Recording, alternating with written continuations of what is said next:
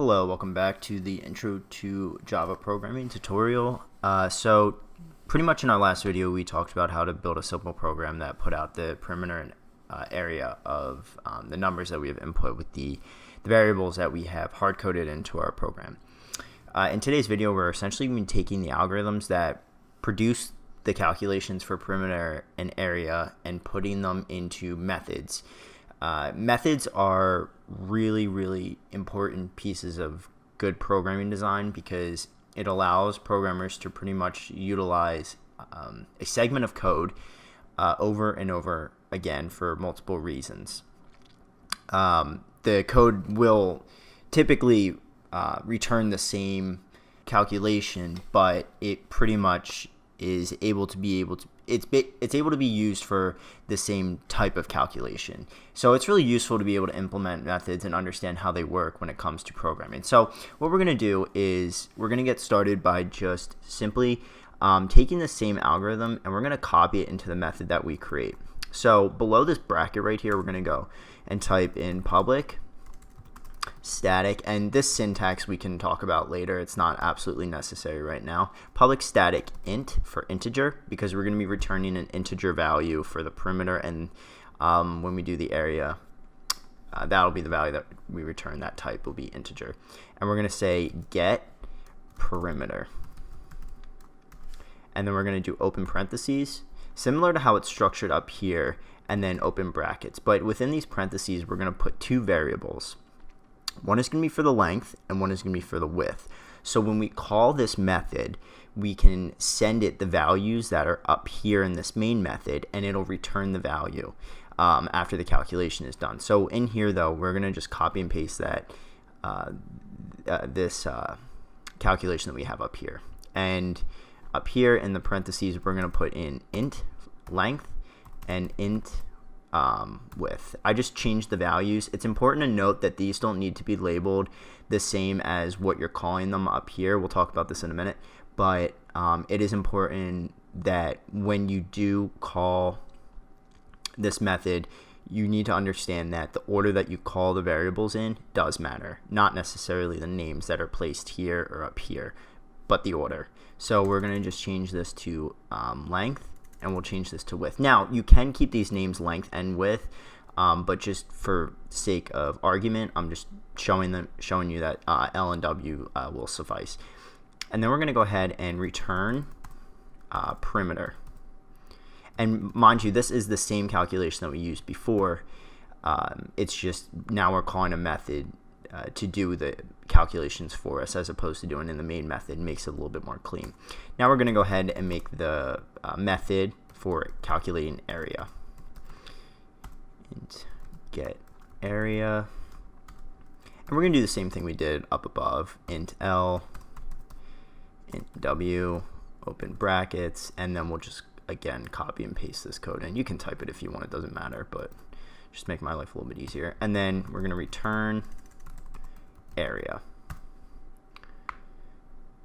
We have an issue. Oh, there we go. I don't know why I read status. It's static. And then just make these length and width. And the reason they're popping up red right now is because they're referencing a variable that just doesn't exist.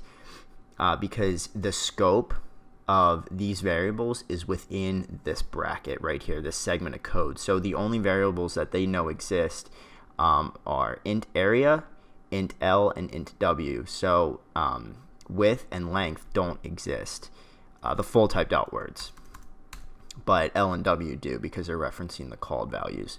So now we're going to just get rid of this algorithm up here, and in the place there we're going to call the get perimeter and get area methods to do the calculations for us, and then we're going to put it in the out as we did before. So calling a method is actually really easy, but one thing that we're going to do right now, this return value is extremely important because this return value, first of all, it has to be in the same primitive type as the method.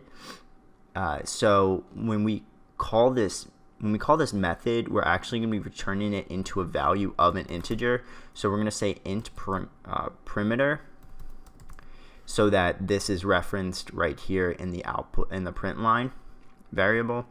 we're going to say int perimeter is equal to get perimeter, which is referencing the method. And then we're going to send in the values like I was saying earlier. So we're going to do this, but we're going to do it in the same order that they're listed here. So we're going to say length, and then we're going to say width.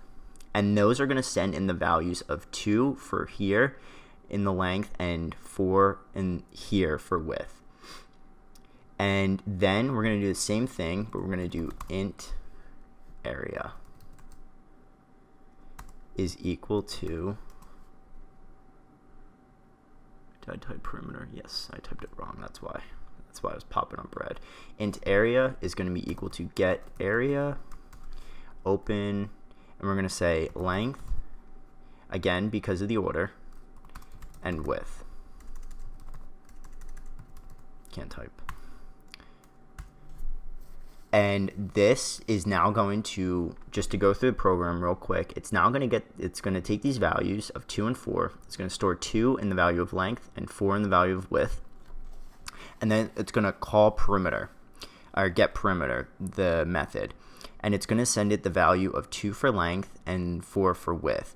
And like I was saying, the order is going to matter, so it's going to send that 2 down into this L, and it's going to send the 4 down into this W. And as it did before, it's going to be referencing these L's and W's and doing the calculation for perimeter, and then it's going to just be returning that value of perimeter.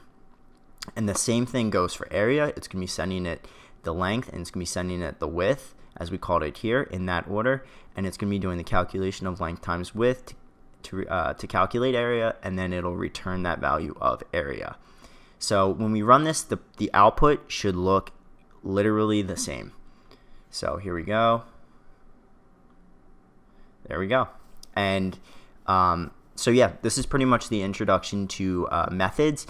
In our next video, we're going to be talking about getting user inputs and kind of working with them so we can kind of build a little bit more of a dynamic program in terms of how a user works with the code itself.